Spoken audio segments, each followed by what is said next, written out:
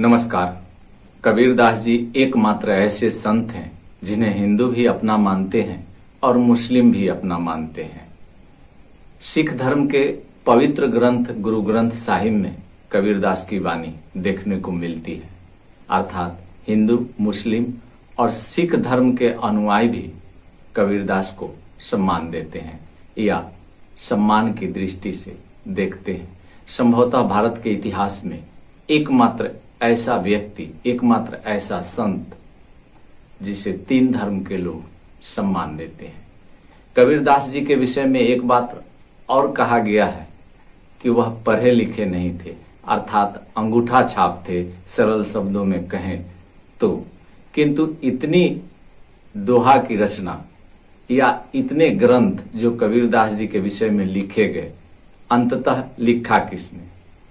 और तीसरी बात, जिस समय कबीरदास जी थे उस समय भारतीय इतिहास के, खास करके हिंदू धर्म या मुस्लिम धर्म के इतिहास में कुछ ऐसी परंपराएं चली आ रही थी मूर्ति पूजन की या मौलवियों की, जिसका विरोध कबीरदास जी ने किया था।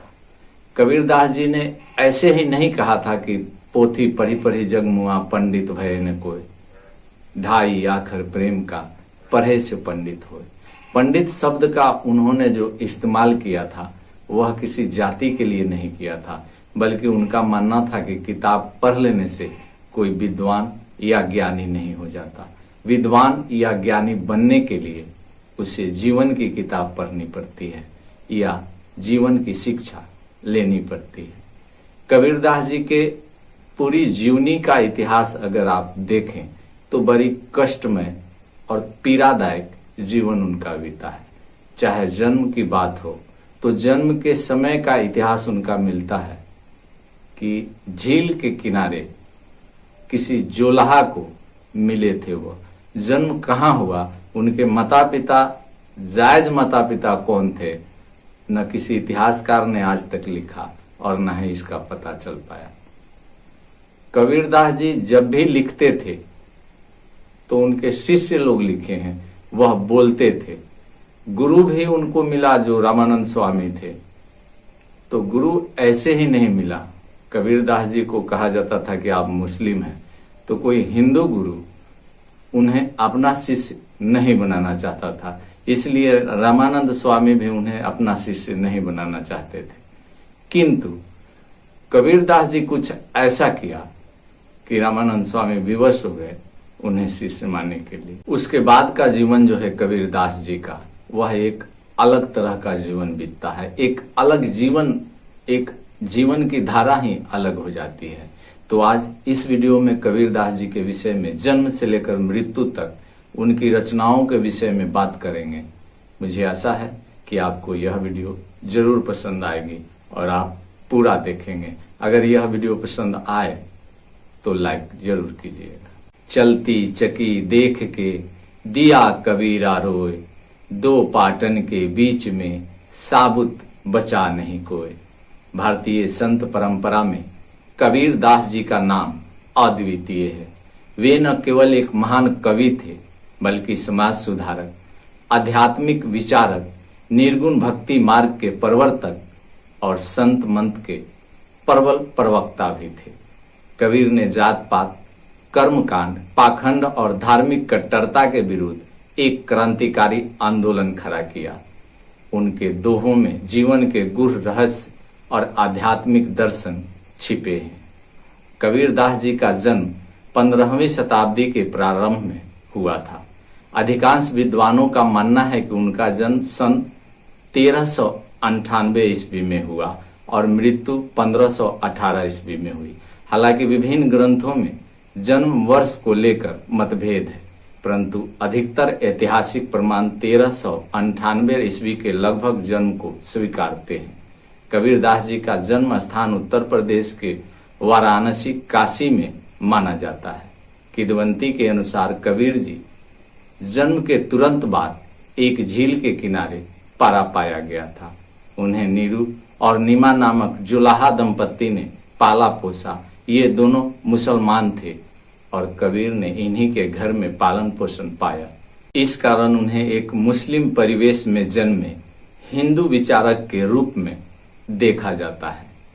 कबीर का नाम सिकंदर लोदी के समकालीन संतों के वाणियों में और सिकंदर लोदी के दरबारी ग्रंथों में भी मिलता है। भीम मंडल, कबीर पंथ ग्रंथावली, प्राचीन वाणी संग्रह और कबीर बीजक जैसी कृतियां से भी उनके जीवन की जानकारी मिलती है। कबीरदास जी के गुरु के रूप में स्वामी रामानंद को माना जाता है। यह एक रोचक प्रसंग है। कबीर एक दिन वाराणसी के पंचगंगा घाट पर रामानंद के स्नान करने से पहले सीढ़ियों पर लेट गए।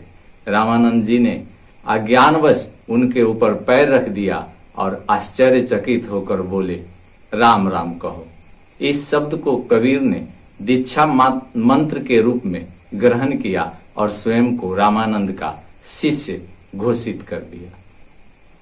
यह घटना एक आध्यात्मिक प्रतीक बन गई, जो दर्शाती है कि सत्य और ज्ञान प्राप्त करने के लिए पारंपरिक नियमों का उल्लंघन आवश्यक हो जाता है।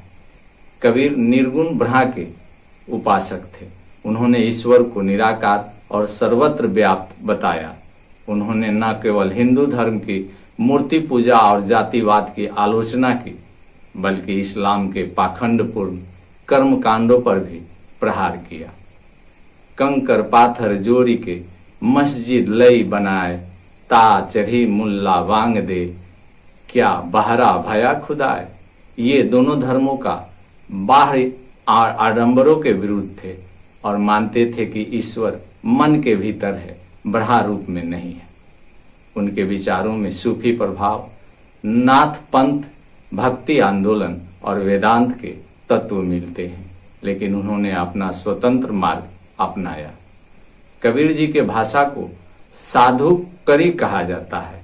यह अवधी, ब्रज, भोजपुरी और खरी बोली का मिश्रण है। उन्होंने संस्कृत, फारसी और अरबी शब्दों का भी प्रयोग किया। उनकी शैली अत्यंत सहज, मार्मिक और सशक्त है।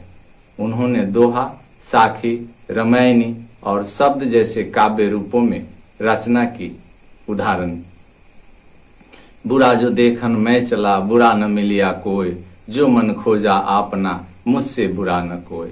यह दोहा आत्म मंथन और अंतर्मुखी दृष्टिकोणों का अद्भुत उदाहरण है। कबीरदास जी की वाणी स्वयं उन्होंने नहीं लिखी, पर उनके अनुयायियों ने उनके दोहों और पदों को संग्रहित किया। उनकी रचनाएं 3 प्रमुख ग्रंथों में संकलित है। पहला है बीजक। यह कबीर पंथियों का मुख्य ग्रंथ है। इसमें 3 भाग होते हैं, साखी, शब्द और रामायणी।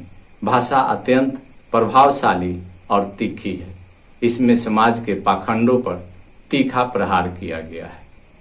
कबीर के दूसरे ग्रंथावली हैं कबीर ग्रंथावली। इस संग्रह को श्रीदास नामक भक्त ने तैयार किया था। इसमें दोहे, भजन और प्रवचन सम्मिलित हैं। तीसरा है आदि ग्रंथ, गुरु ग्रंथ साहिब।